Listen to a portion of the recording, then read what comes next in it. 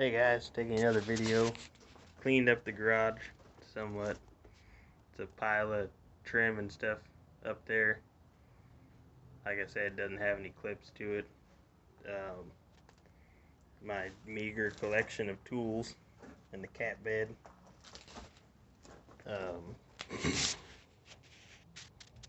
Yeah, so got the hood back on. It's heavy as hell. That was fun. So yeah, that's my 383 right there. Everything's butchered together on it. Pretty sure that's out of like an 80s pickup truck. I don't know. That there's pretty standard though.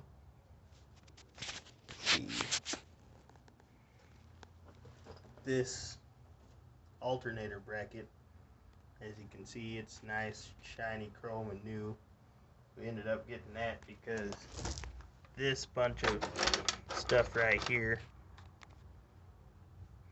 let me see here, is what was there instead, and a couple other pieces that are hanging on the wall that they welded together out of who knows what. That's fun.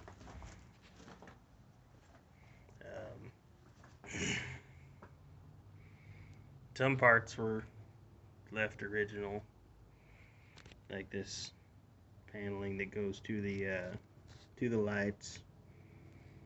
Some stuff was cut out. S10 power steering pump, electric fans. I can do this without knocking stuff down. Here's all the headers welded all the way around the steering column. As you can see, there's no bolts in the flange.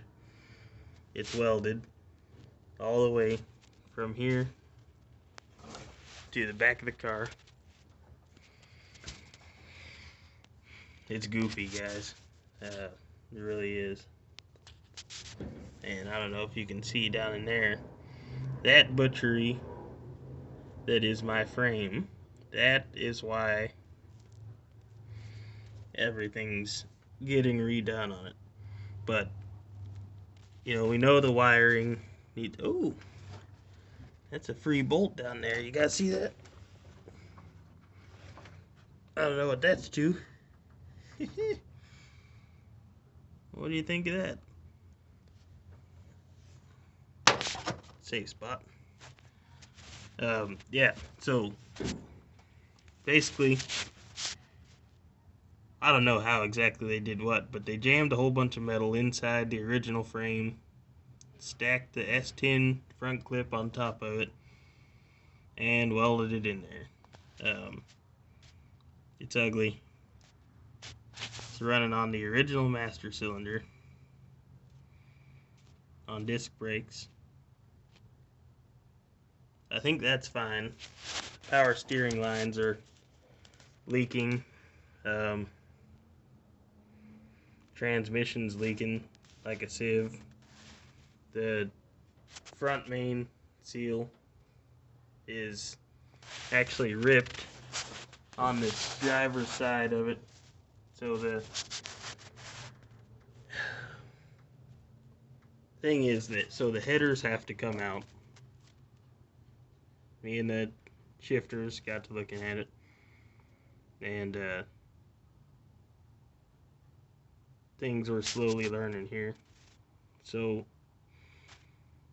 steering column has to come out, because it's goofy. It's not gonna work. And I'll show you here. If you look at it, the way it runs, it doesn't run straight back. It actually goofs off this way as it's coming up the car. So when you get into the car and you're sitting here and you're looking at it, you can look and see where it's at here. and it's not pointing at me. It's actually pointed over here past my left shoulder, which just isn't gonna work, you know. Tack's got power, but it ain't working. Gotta figure that out. Let's see. That's my headlights on and off. This right here turns them on and off. This one here is the actual switch that says my brake lights can work or not. If that switch is off, brakes just don't work. I don't even know why that switch is there. I don't know, man. I really don't know.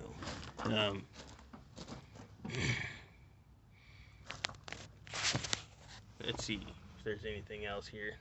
I think I already said the back of the seats need to be bolted in.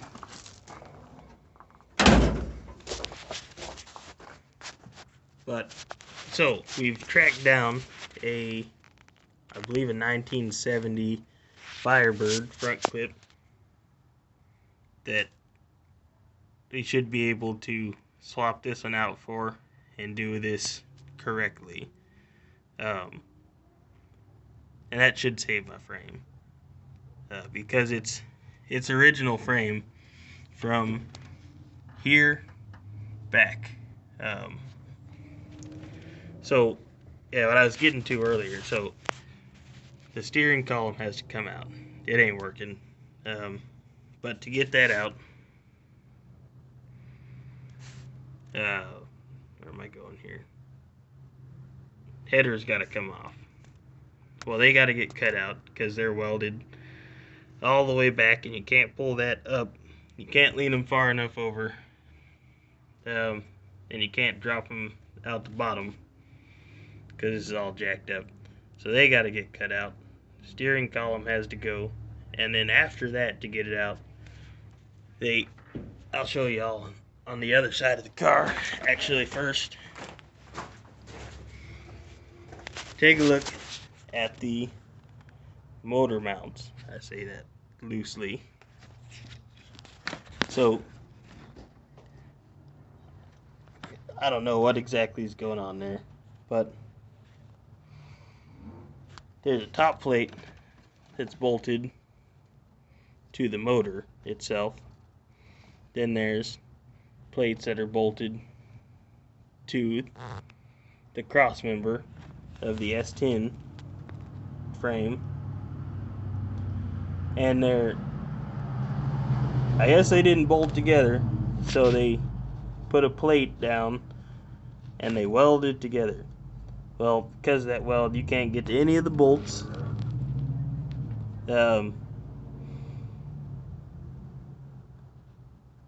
It's rough.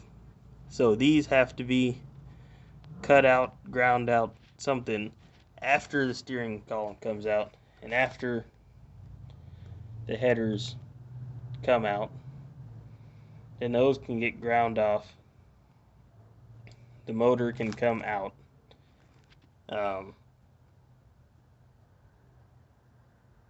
Then I suppose after that we can get to the frame,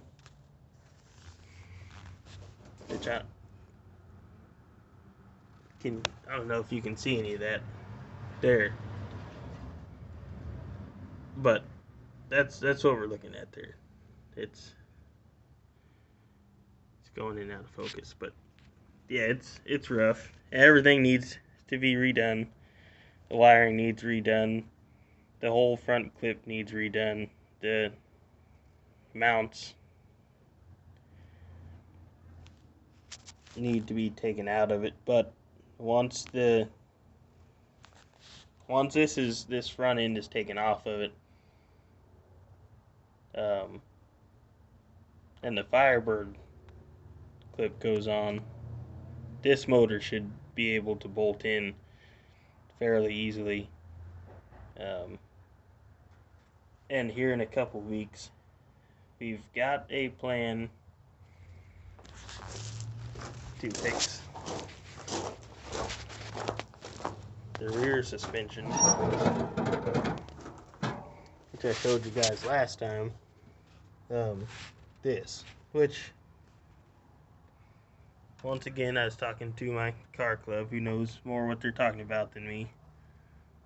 So I'm going off what they're letting me know. We're all learning here, or maybe just me. This is actually okay.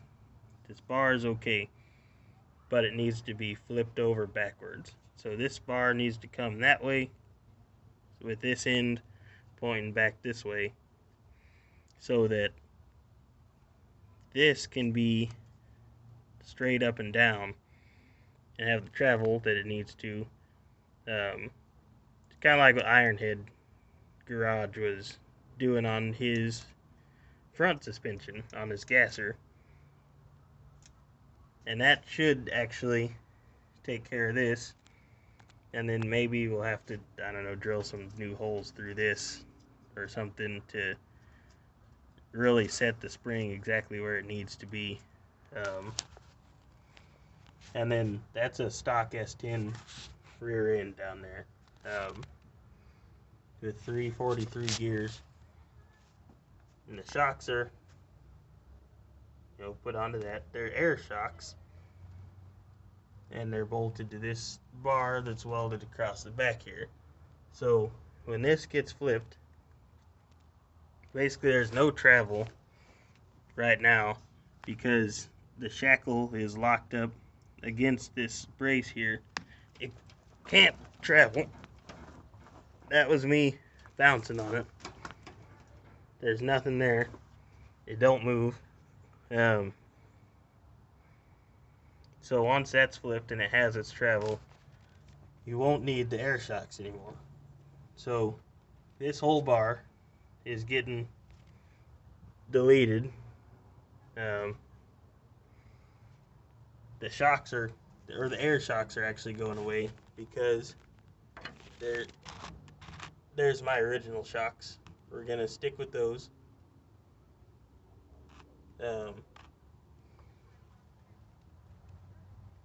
And it should be enough. It should have proper suspension. And then I believe I'm going to try and find a rear end that's 60 inches wide, which they're saying that a Ford Explorer rear end should be wide enough and should be a lot stronger than this one. And that should solve a lot of problems. So the plan is, now that I've kind of laid it all out in my head, flip this back here. It's fine. It's welded onto the original frame. We'll get my travel back, replace the rear end, get a new drive shaft because the one that's in it is too short.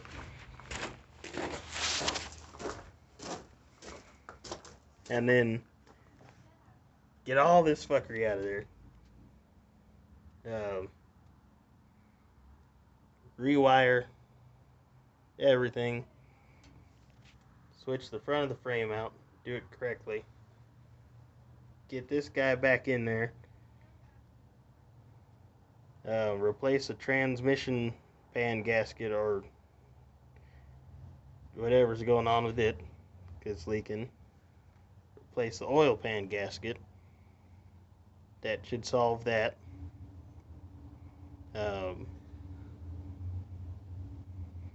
And then rewire it, retime it, try and make this thing start a little easier because it ain't wanting to start at all right now. It's, hiccuping and stuff, but it just ain't working. So, I don't know. We got a little bit of a plan. And get some rubber underneath these things here. So the radiator and everything, it's all sitting flat, metal on metal. And they ain't gonna cut it. So there's some work to do, but Should be all right. All right, thanks, guys. Bye.